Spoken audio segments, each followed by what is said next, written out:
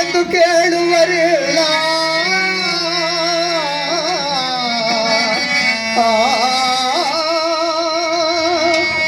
ದೇವ ಏನಿದು ನಿನ್ನ ಮಾಯೆ,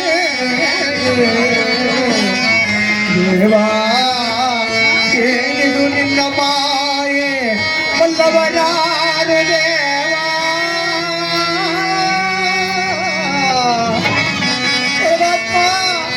ಏನ್ ಮಾಡ್ತೀನಿ ಈ ಕಾಡು ಎಲ್ಲಿಗೆ ಹೋಗ್ಲಿ, ಏದಕ್ಕಾಗಿ ನನ್ನನ್ನು ಪರೀಕ್ಷಿಸುತ್ತೀಯ ತಂದೆ ಎಂಬುದಾಗಿ ಮೆಚ್ಚುತ್ತಾ ಬಳಸುತ್ತಾ ಆ ಗಾಳಿನ ಗಂಟನ್ನ ತಿಂಡಿ ಗಂಟನ್ನ ಹುಡ್ಕೊಂಡು ಬರ್ತಾ ಇದ್ದಾರೆ. ಮನಸ್ಸಲ್ಲಿಲ್ಲ,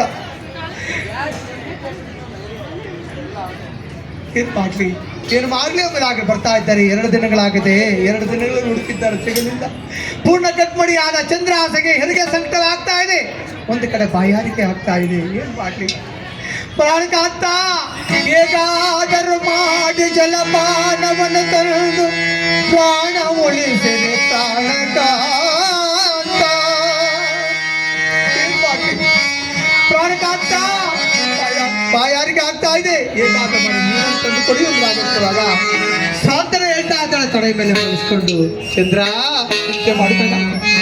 ಚಿಂತೆ ಮಾಡಬೇಡ, ಹೇಗಾದ್ರೂ ಮಾಡಿ ಈ ಮತ್ತೊಂದು ಉಗ್ರ ಸಹಾಯದಿಂದ ನೀರನ್ನು ತರುತ್ತೇನೆ ಎಂಬುದಾಗಿ ಹೇಳಿ ಮುಂದೆ ಬರ್ತಾ ಇದ್ದಾರೆ. ಒಂದು ಕೊಳ ಕಾಣಿಸಿದೆ. ಆ ಕೊಳದ ದಂಡೆ ಮೇಲೆ ಆ ಉಂಗುರವನ್ನು ಇಟ್ಟಿದ್ದಾರೆ. ತಾವರೆ ಎಲೆಯನ್ನು ದೊನ್ನೆಯಾಗಿ ಮಾಡಿಕೊಂಡು ಹೊಲಕ್ಕೆ ಇಳಿದಿದ್ದಾರೆ. ಇನ್ನೇನು ನೀರು ತೆಗೆದುಕೋಬೇಕು, ಆ ನೀರು ತಟ್ಟಣವಾಯವಾಯಿತು. ಪರಮಾತ್ಮ, ಹೇ ಗಂಗಾ ಮಾತಾ, ನಿನಗೂ ನನ್ನ ಮೇಲೆ ಕರುಣೆ ಬರಲಿಲ್ವೇ, ಏನು ಮಾಡಲಿದ್ದಾರೆ ಎಂಬುದಾಗಿ ಚಿಂತೆ ಮಾಡ್ತಾ ಬರ್ತಾ ಇದ್ದಾರೆ. ಆ ಉಂಗುರವನ್ನು ತೆಗೆದುಕೊಂಡು ಹೊರಟೋಗೋಣ ಎಂಬುದಾಗಿ ಬರ್ತಿರುವಾಗ ಆ ಉಂಗುರ ಸಹ ಮಾಯವಾಯಿತು. ಶ್ರೀಮದ್ ರಮಾರಮಣ ಗೋವಿಂದ. ಕಣ್ಣಲ್ಲಿ ಕೊಳ್ಳೆಯುವ ಶನಿದೇವ,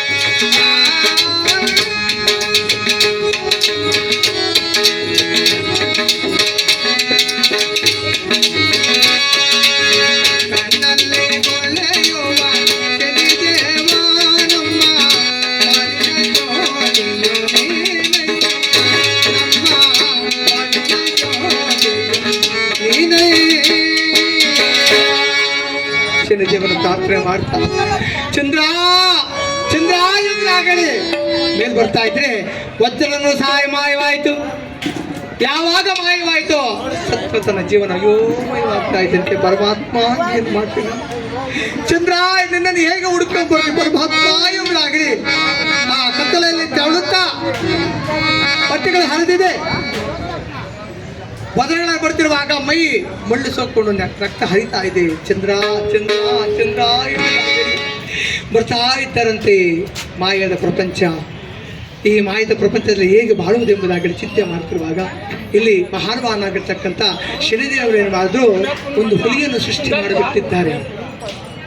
ಆ ಹುಲಿಯನ್ನು ಸೃಷ್ಟಿ ಮಾಡಿಬಿಟ್ಟಿರುವಾಗ ಚಂದ್ರಾಸೆಯನ್ನ ಆ ಹುಲಿ ಬಂದು ಬಾಯಿಯಲ್ಲಿ ಕಚ್ಕೊಂಡು ಬಹುದೂರ ಹೇಳ್ಕೊಂಡು ಹೋಗ್ಬಿಟ್ಟಿದ್ದೆ. ಒಂದು ತಾರಾಮರದ ಪಕ್ಕದಲ್ಲಿ ಬಿಟ್ಟೋಗಿದೆ. ಚಂದ್ರಾಸೆ ಯೋಚನೆ ಮಾಡ್ತಿದ್ದಾಳೆ, ಅಯ್ಯೋ ನನ್ನ ಪತಿ ದೇವರು ನೀರು ತರೋ ಹೋದವರು ಬರಲಿಲ್ಲ, ಅವ್ರು ಏನಾಗಿದೆ ಎನ್ನುವುದಾಗಿ ಚಿಂತೆ ಮಾಡ್ತಿರುವಾಗ ಇಲ್ಲಿ ಮಹಾನುಭಾವನಾಗಿರ್ತಕ್ಕಂಥ ಶನಿದೇವರು ಬ್ರಾಹ್ಮಣನ ವೇಷವನ್ನು ಹಾಕೊಂಡು ಬರ್ತಾ ಇದ್ದಾರೆ. ಚಂದ್ರಾಸೆ, ಚಂದ್ರ ನಿನ್ನನ್ನ ಒಂದು ಹುಲಿ ತಿಂತಾ ಇತ್ತಮ್ಮ, ಅದನ್ನು ಓಡಿಸಿ ನಿನ್ನನ್ನು ಕಾಪಾಡಿದ್ದೇನೆ. ಆ ಉಪಕಾರಕ್ಕಾಗಿ ನಾನು ದಾನ ಕೊಡ್ತಾಯಿ. ಚೆನ್ನಾಗಿದೆ ಸ್ವಾಮಿ. ಎಲ್ಲವನ್ನು ಕಳೆದುಕೊಂಡು ನಿರ್ಗತಿಗಳಾಗಿ ಕಾಡಲು ವನವಾಸ ಮಾಡ್ತಿರುವಾಗ ಎಲ್ಲಿ ಉಪಕಾರ, ಎಲ್ಲಿ ದಾನ ಮಾಡೋದು, ಎಲ್ಲಿ ದಾನ ಮಾಡಲಿ ನಾನು ಎಂಬುದಾಗಿ ಚಿಂತೆ ಮಾಡ್ತಿರುವಾಗ ಮುಖವನ್ನು ಒರೆಸ್ಕೊಳ್ತಾ ಇದ್ದಾಳಂತೆ. ಮೂಗು ಬಟ್ಟೆ ಕಾಣಿಸ್ತಾ ಇದೆ. ಶನಿದೇವ ತೃಪ್ತಿ ಆಗಲಿ, ನಾರಾಯಣ ನಿನ್ನ ಅನುಗ್ರಹವಾಗಲಿ ಎಂಬುದಾಗಿ ಹೇಳಿ ಆ ಮೂಗು ಬಟ್ಟನ್ನು ಕಲಿಸಿ ಕೊಡ್ತಾ ಇದ್ದಾಳಂತೆ. ನೋಡಿ, ಮುತ್ತೈದೆ ತನ್ನದ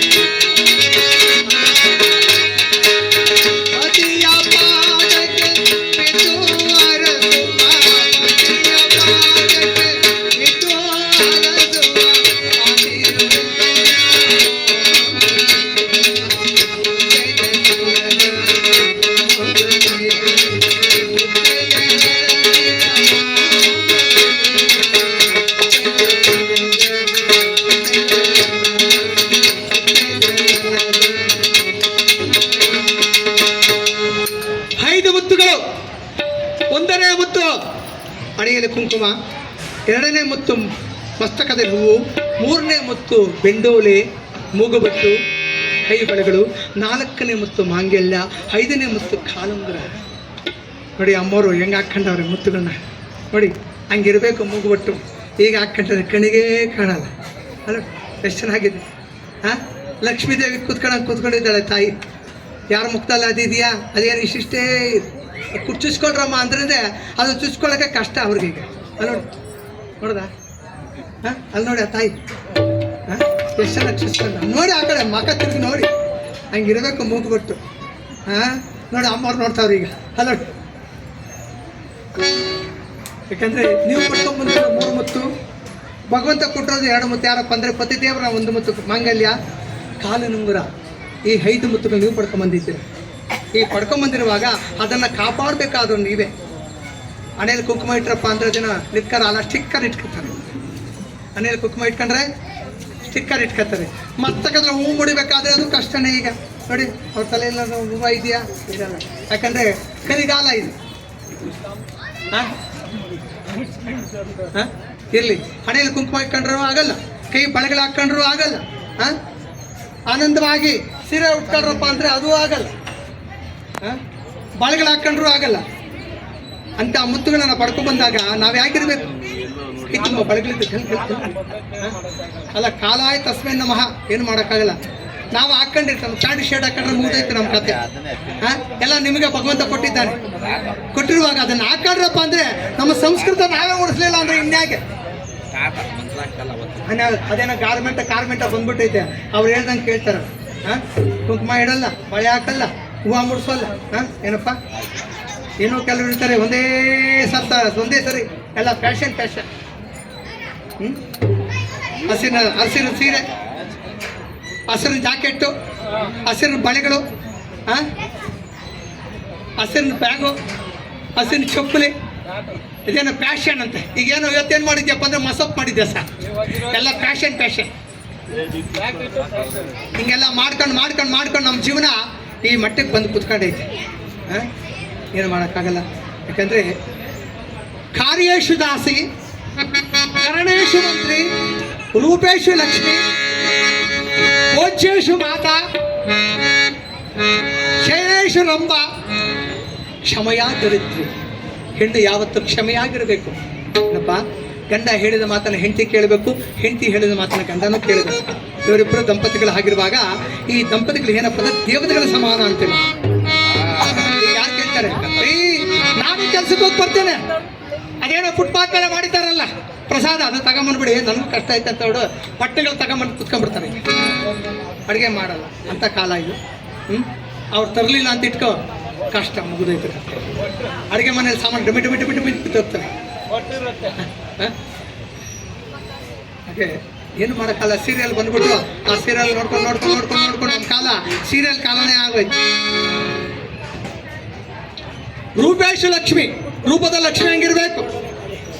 ಕೈ ತುಂಬ ಬಳೆಗಳು ಹಾಕ್ಕೊಂಡು, ಹಣೆ ತುಂಬ ಕುಂಕುಮ ಮುಡ್ಕೊಂಡು, ಮಸ್ತಕದಲ್ಲಿ ಹೂ ಮುಡ್ಸ್ಕೊಂಡು, ರೇಷ್ಮೆ ಸೀರೆ ಉಡ್ಕೊಂಡು, ಕಾಲಿನಲ್ಲಿ ಗೆಜ್ಜೆ ಹಾಕೊಂಡು ಗಂಟೆಲ್ಲ ತೋಯ್ತಾ ಇದ್ರೆ ಆ ಮನೆ ಲಕ್ಷ್ಮೀದೇವಿ ತಂಗಿ. ಆಮೇಲೆ ಊಟ ಬಡಿಸುವಾಗ ಮಗನಿಗೆ ತಾಯಿ ಹ್ಯಾಕ್ ಬಡಿಸ್ತಾಳೆ ಊಟ, ಆ ರೀತಿ ಬಡಿಸ್ಬೇಕು ಹೆಂಡತಿ ಆದವ್ರು. ತಟ್ಟೆ ಮುಂದೆ ಕುತ್ಕೊಂಡು ಊಟ ಬಡಿಸ್ಬಿಟ್ಟು, ತಿನ್ರಿ ಅಂತೇಳಿ ಪಕ್ಕದ ಮನೆಯಲ್ಲ ಮಾಡ್ತಿದ್ದಾರಲ್ಲ ಎಮ್ಮ ಸರಾನ, ಏನೋ ಉದ್ದ ಸರ ಮಾಡ್ತಿದ್ದಾರೆ, ನೀವ್ಯಾವ ಮಾಡ್ತೀರಿ ಅಂತ ಮುದೋಯ್ತು ಕತೆ. ಮನೆ ತಿಂದಂಗೆ ಆಗಬೇಕು ಅಂತ. ಇನ್ನು 4ನೇದು ಏನಪ್ಪ ಅಂತಂದರೆ ತಾಳಿ ಇರಬೇಕು. ಈಗ ತಾಳಿ ತೆಗೆದಿಟ್ಬಿಟ್ಟಿರ್ತಾರೆ ರಾತ್ರಿ ತಾಳಿ ತೆಗೆದು ಆಚೆ ಇಟ್ಬಿಡ್ತಾರೆ, ಮುಗಿದೈತೆ ಕತೆ. ಕಾಲಿನ ಉಂಗುರ, ಬ್ರಹ್ಮದೇವ ಬರೆದಂಥ ಹಳೆ ಬರಹ, ಅಲ್ಲೇ ನಮಗೆ ಮದುವೆ ಆಗಿರುತ್ತೆ, ಗಂಡ ಹೆಂಡತಿ ಮದುವೆ ಆಗಿರುತ್ತೆ. ಮದುವೆ ಆಗಿರುವಾಗ ಇಲ್ಲಿ ಬಂದು ನಾಟಕ ಆಡ್ತೀವಿ ಅಷ್ಟೇ. ಯಾವ ಜನ್ಮದಲ್ಲಿ ಮಾಡಿರೋ ಪುಣ್ಯ ಫಲ ಆ ಗಂಡ ಹೆಂಡತಿಯ ಮಿಲನ ಹೊಂದಿರುತ್ತೆ. ಇನ್ನು ಕೊನೆಯದಾಗಿ ಗಂಡ ಹೇಳಿದ ಮಾತನ್ನು ಹೆಂಡತಿ ಹೇಳಿದ ಮಾತನ್ನು ಗಂಡನ ಕೇಳಿ ಆ ಗಂಡನಿಗೆ ಸ್ವಾತಂತ್ರ್ಯ ಹೇಳ್ತಕ್ಕಂಥ 5 ಗುಣಗಳು. ಆ 5 ಗುಣಗಳಲ್ಲಿ ಆ ಹೆಣ್ಣಾದವಳು ಮೈಗೂಡಿಸ್ಕೊಂಡ್ರೆ ಆ ಮನೆ ನಂದನವನ, ಇಲ್ಲ ಅಂದರೆ ಸ್ಮಶಾನವನ. ನೋಡಪ್ಪ,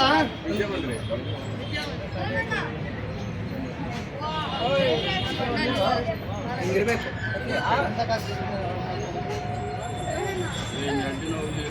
ಬಿಸಿಯನ್ನು ನೋಡ್ಕೊಳ್ಳಿ,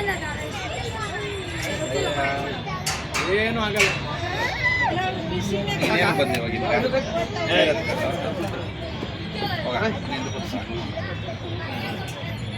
19ನೇ ವರ್ಷ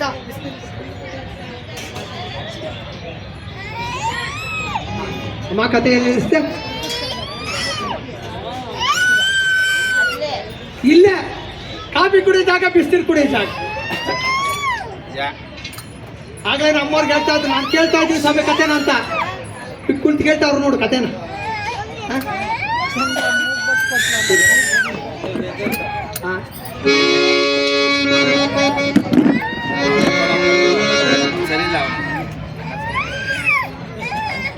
ನಮ್ಮವರೇ ಇಲ್ಲ, ಇನ್ನ ಬೇರೆಯವ್ರೆ ಇಲ್ಲ, ವಿಷ್ ಮಾತ್ರ ನಮ್ಮವರೇ ಇಲ್ಲ. ಅಲ್ಲ ಮರ್ತೋಯ್ತಾ? ಈ 5 ಗುಣಗಳನ್ನ ಹೆಣ್ಣಾದವರು ಅಳವಡಿಸ್ಕೊಂಡ್ರೆ ಆ ಮನೆ ನಂದನವನ, ಇಲ್ಲ ಅಂದ್ರೆ ಸ್ಮಶಾನವನ ಅಂತಾರೆ. ಇಲ್ಲಿ ಮಹಾನುಭಾವನಾಗಿರ್ತಕ್ಕಂಥ ಸತ್ಯರ ಮಾರ್ಗ ಕಾಣಲು ಅಲುಗಾಡ್ತಾ ಇದ್ದಾರೆ. ಕೆಟ್ಟ ಮೀಸೆಗಳು ಬೆಳೆದಿದೆ, ರಕ್ತ ಹರಿತಾ ಇದೆ, ಕಚ್ಚೆಗಳೆಲ್ಲ ಹಿಂದೆ ಆಗಿದೆ. ಬರ್ತಾ ಇದ್ದಾರೆ. ಚಂದ್ರದೇವ ಮುಖಪಟ್ಟಣ ತೆಗೆದುಕೊಂಡು ಹೊರಟೋಗಿದ್ದಾರೆ. ಹೊರಟೋಗಿರುವಾಗ ಪೂರ್ಣ ಕಟ್ಟರಿಯಾದ ಚಂದ್ರಹಾಸೆ